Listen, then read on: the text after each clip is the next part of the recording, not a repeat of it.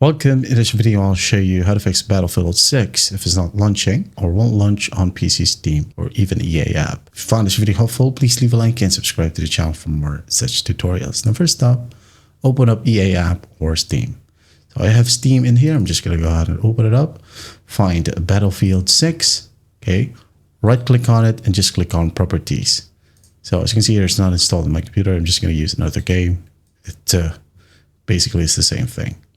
Okay, properties, then go ahead over to installed files and verify integrity of game files.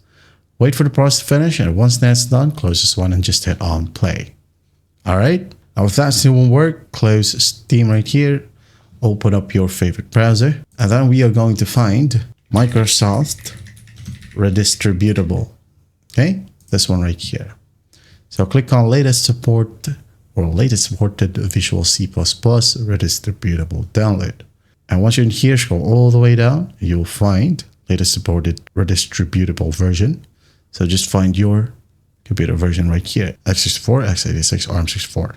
Mine is x86, so I'm just going to click on this link, save it wherever you want, click on it to run the installer, and just install. Okay, as you can see here, I already have it in my computer, so it says repair.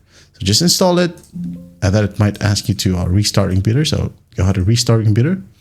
And once that's done, you should be good to go.